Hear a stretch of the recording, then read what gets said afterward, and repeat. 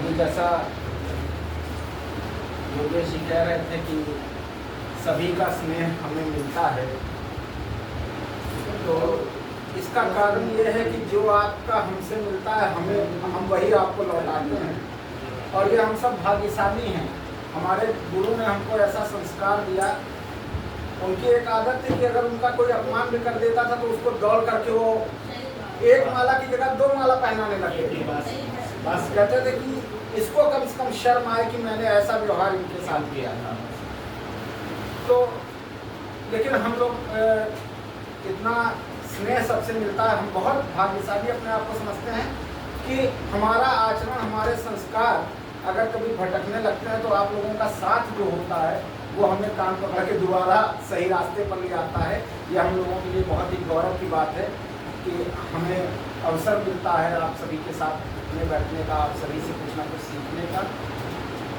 काव्य पाठ का आदेश है, तो वो रचना मैं अभी आप जो मोटापे वाले जिक्र कर रहे थे वो बात पढ़ूँगा, लेकिन कुछ लिखा है इधर।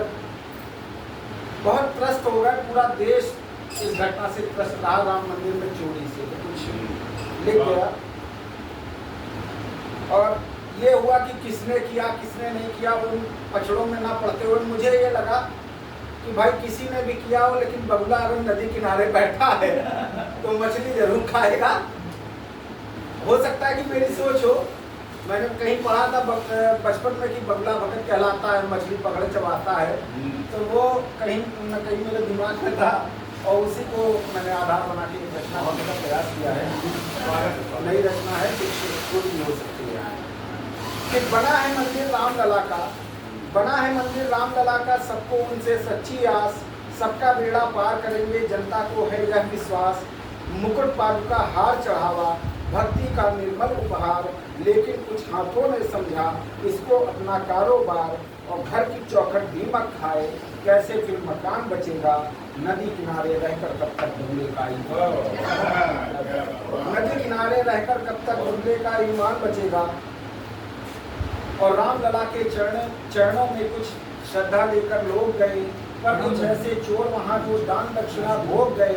और भक्त चढ़ाते भाव समर्पित मन में लेकर नेह अपार, कुछ ने समझा दान पिटारा, निज पुरखों का है भंडार। जब सिक्कों से धर्म तुलेगा, कैसे फिर सम्मान बचेगा, नदी किनारे रहकर कब तक बगुले का ईमान बचेगा। और माथे पर चंदन की रेखा, होठों पर मीठे उपदेश, भीतर भीतर गिनती चलती, बदल गया पल में परिवेश। और राम नाम की ओट लगाकर बैठे गिनते रोज हिसाब, सेवा त्याग तपस्या भूले, बस दिखता चंदे का ख्वाब। और सांप ही जब होगा रखवाला, बोलो कैसे प्राण बचेगा, नदी किनारे रहकर कब तक बगुले का ईमान, बगुले का ईमान बचेगा। और तन के ऊपर भगवा टांगे, मुख पर मीठे मीठे बोल, भीतर मन में लालच बैठा, आंखों में बस चांदी तोड़। और भक्ति के पावन उपवन में, भक्ति के पावन उपवन में लोभ उगा विस्वेद समान। कैसे बच पाएगी आस्था, कैसा होगा धर्म विधान। खेतों को जब बाढ़ चढ़े तो कैसे भला किसान बचेगा, नदी किनारे रहकर कब तक बगुले का ईमान बचेगा। खेतों को जब बाढ़ चले तो कैसे भला किसान बचेगा, नदी किनारे रहकर कब तक बगुले का ईमान बचेगा। और दान पात्र की ओर निगाहें, दान पात्र की ओर निगाहें, जो सावन पर रेगिस्तान, दान पात्र की ओर निगाहें, जो सावन पर रेगिस्तान। भक्त बिके तो फिर बतलाओ, किसको कहते धर्म स्थान। और फसलों पर जब दृष्टि गड़ेगी, मेहनत होगी जब नीलाम। श्रद्धा भी व्यापार बनेगी, टूटेगा जन जन का धाम। सब रकबे पर नजर गड़ाए, कैसे तब खलिहान बचेगा, नदी किनारे रहकर कब तक बगुले का ईमान बचेगा। और हिंदू की रक्षा हित खातिर, हिंदू की रक्षा हित खातिर कितने मेले और लगेंगे। और सनातन के सरवर में कब तक ऐसे मगर पलेंगे, रक्षक ही भक्षक बनकर के लूटे जनता का विश्वास। मंदिर में जब लोग बसेगा, किससे होगी न्याय की आस। इन पंडों के हथकंडों से कैसे फिर भगवान बचेगा, नदी किनारे रहकर कब तक बगुले का ईमान बचेगा। और राम तुम्हारे नाम की गंगा मैली करने वाले कौन, राम तुम्हारे नाम की गंगा मैली करने वाले कौन, तेरे घर में बैठ बैठ कर लूट मचाने वाले कौन, धर्म नहीं बाजार किसी का, भक्त नहीं व्यापार प्रभु, तेरे दर की पावन माटी हो न कभी बेकार प्रभु, मिटी जो महिमा राम नाम की, कैसे फिर जहान बचेगा, नदी किनारे रहकर तब तक बंदे का ईमान बचेगा, नदी किनारे रहकर तब तक बंदे का ईमान बचेगा। और हे रघुनंदन न्याय करो अब सच को फिर से मान मिले, हे रघुनंदन न्याय करो अब सच को फिर से मान मिले, तेरे दर पर आने वाले भक्तों को सम्मान मिले, भक्ति रहे निष्कलुष जगत में निर्मल रहे तुम्हारा धाम, दान दक्षिणा की पावनता नहीं कहीं से हो बदनाम, तुम ही यदि चोरों से हारे कैसे फिर इंसान बचेगा, नदी किनारे रहकर तब तक बंदे का ईमान बचेगा, नदी किनारे रहकर तब तक बंदे का ईमान बचेगा। और इसी पर एक व्यंग्य रचना, नई रचना है, पढ़ने में व्यवधान भी हो सकता है कि अपनी परेशानियों चिंताओं और तकलीफों से परेशान, जिंदगी की उलझनों और नाकामियों से हैरान, मेरे मन में सोचा एक संतोषजनक पीड़ाहारी उपाय, क्यों ना अपना दुखड़ा भगवान से चलकर कहा जाए, क्यों ना अपना दुखड़ा भगवान से चलकर कहा जाए। यह विचार मन में आते ही हम मंदिर जा पहुँचे, योजना बनाते ही और भगवान श्री राम के सामने हाथ जोड़कर हो गए खड़े, और भगवान श्री राम के सामने हाथ जोड़कर हो गए खड़े। भगवान हमको देखते ही भावुक से हो पड़े, बोले अरे आज क्या हो गया जो तुम्हारा दिल तुम्हें इस ओर ले आया। हमने एक एक करके अपना सभी दुखड़ाओं में सुनाया, सुनते ही प्रभु सन्न रह गए, उनका माथा चकराया, मेरी तकलीफ सुनकर शायद उनका भी दिल भर आया।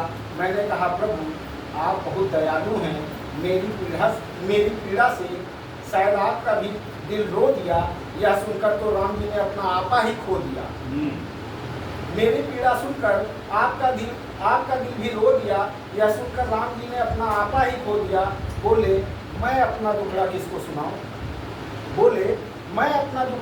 सुनाऊं, मेरे घर में क्या हो रहा है कैसे बताऊं, मेरे मंदिर में मेरे भक्तों द्वारा चढ़ाया गया चढ़ावा कोई चुरा रहा है, दान दक्षिणा और चंदा खुलेआम खा रहा है। मैंने कहा भगवान ये कैसी लीला है, कैसा गोलमाल है। प्रभु बोले ये सब मुझे मेरे घर में लाने वालों का कमाल है, ये सब मुझे मेरे घर में लाने वालों का कमाल है। मैंने कहा आप तो जानते ही होंगे इन सब के पीछे कौन है।